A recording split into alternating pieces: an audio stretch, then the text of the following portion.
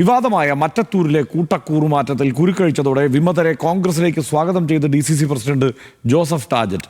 വിമത നേതാക്കളെയും ഒപ്പം ചേർത്ത് മുന്നോട്ടു പോകും. ശത്രുതാപരമായ സമീപനം ഉണ്ടാകില്ല. പാർട്ടി നിലപാട് എന്താണോ അതാണ് തന്റെയും നിലപാടെന്ന് ജോസഫ് ടാജറ്റ് ന്യൂസ് മലയാളത്തോട് പറഞ്ഞു. തെറ്റിദ്ധരുത്തി വരുന്നവരെ സ്വാഗതം ചെയ്യുമോ? അത് എന്നെ സംബന്ധിച്ച് പാർട്ടിയുടെ നിലപാടാണ് എൻ്റെ നിലപാട്. പാർട്ടി നിലപാട് പറഞ്ഞിട്ടുണ്ട്. തെറ്റ് സംഭവിച്ചിട്ടുണ്ടെങ്കിൽ തിരുത്തണമെന്ന് പാർട്ടി ആവശ്യപ്പെട്ടിട്ടുള്ളതാണ്.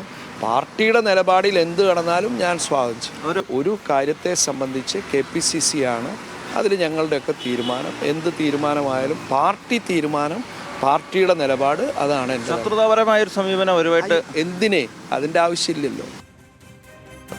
വടക്കാഞ്ചേരി കോഴ വിവാദത്തിൽ അന്വേഷണം അട്ടിമറിക്കാൻ ശ്രമമെന്ന ആരോപണം കൂടി അദ്ദേഹം ഉന്നയിക്കുന്നുണ്ട്.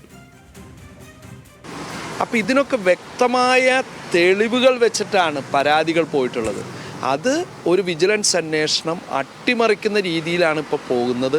കാരണം ഇത് എടുക്കുക, പിടിക്കുക, മരിക്കുക എന്ന് പറഞ്ഞ പോലെ ഓടി വരിക, അന്വേഷിച്ചു എന്ന് വരുത്തുക, ഇതിലൊന്നുമില്ല എന്ന് പറഞ്ഞു പോണ കാര്യമല്ല. വിശദമായി അന്വേഷിക്കണം. എന്താണ് ഇതിൽ പറഞ്ഞിട്ടുള്ളത്, സംഭവിച്ചിട്ടുള്ളത്, എവിടെ നിന്നാണ് ഈ 50 ലക്ഷം രൂപ, അതിൻ്റെ സോഴ്സ് എവിടെയാണ്, ആരാണ് ഇതിൻ്റെ പിന്നിൽ. ലെവിൻ കെ വിജയനാണ് ഈ വാർത്തയുടെ വിശദാംശങ്ങളുമായി ചേരുന്നത്. ലെവിൻ, വളരെ പെട്ടെന്ന് കാര്യങ്ങൾക്ക് പരിഹാരമുണ്ടാക്കി എന്ന രീതിയിലാണ് കാര്യങ്ങൾ പുരോഗമിക്കുന്നത്. അത്ര എളുപ്പം ഈ ആരോപണത്തിൽ നിന്ന് രക്ഷപ്പെടാൻ കോൺഗ്രസിന് കഴിയുന്ന സാഹചര്യം തൽക്കാലം അവിടെ ഉണ്ടോ? എന്താണ് ഇപ്പോഴത്തെ ഒരു നിലപാട്? കോൺഗ്രസിനുള്ളിലെ ആഭ്യന്തര പ്രശ്നങ്ങൾ ഇതോടെ പരിഹരിക്കപ്പെട്ടോ?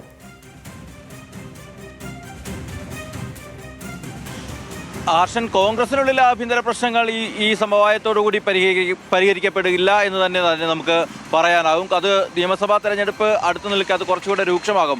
ഇപ്പോൾ KPCC നേരിട്ടിടപെട്ട് ഉന്നത നേതാക്കളുടെ പ്രത്യേക താല്പര്യപ്രകാരം ഒരു അഡ്ജസ്റ്റ്മെൻറ്റ് സമവായം എന്ന് വേണമെങ്കിൽ നമുക്ക് പറയാനാകാം. അത്തരത്തിലാണ് ഇപ്പോൾ കാര്യങ്ങൾ എത്തി നിൽക്കുന്നത്. മറ്റത്തൂരിൽ അത് പാർട്ടിക്ക് കൂടി പ്രതിസന്ധിയായ സാഹചര്യത്തിൽ നിയമസഭാ തെരഞ്ഞെടുപ്പ് മുന്നിൽ നിൽക്കെയാണ് ഇത്തരമൊരു സമവായത്തിലേക്ക് എത്തുന്നത്. അതനുസരിച്ചുകൊണ്ട് ഇന്ന് രാജിവെക്കും. വൈസ് പ്രസിഡന്റ് അടക്കമുള്ള ആളുകൾ രാജിവെക്കും. അതുകൊണ്ട് തന്നെ മറ്റുള്ള ആളുകൾക്കും തെറ്റിദ്ധരുത്താനുള്ള അവസരവും പാർട്ടി ഒരുക്കുന്നുണ്ട്. ഈ ഒരു സാഹചര്യത്തിലാണ് KPCC പറഞ്ഞതിനപ്പുറത്ത് മറ്റൊരു കാര്യവും തനിക്ക് പറയാനില്ല എന്നുള്ളൊരു നിലപാടിലേക്ക് DCC പ്രസിഡന്റ് എത്തുന്നത്. ശത്രുതാപരമായ സമീപനം അവരുമായി വെച്ചു പുലർത്തുകയില്ല. അതോടൊപ്പം തന്നെ ഇവരെ കൂടി ഒപ്പം ചേർത്ത് മുന്നോട്ട് പോകുമെന്ന് ടാജറ്റ് പറയുമ്പോഴും ഈ പ്രശ്നങ്ങൾ സംഘടനാപരമായി പരിഹരിക്കപ്പെടും എന്ന് പറയാൻ പൂർണ്ണമായും കഴിയില്ല. കാരണം വിമത നേതാക്കളുടെ അടക്കമുള്ള കാര്യങ്ങൾ അച്ചടക്ക നടപടിയെടുത്ത് അവർ പുറത്താണ്. അവരുടെ കാര്യങ്ങളിലടക്കം തീരുമാനമാകേണ്ടതുണ്ട്.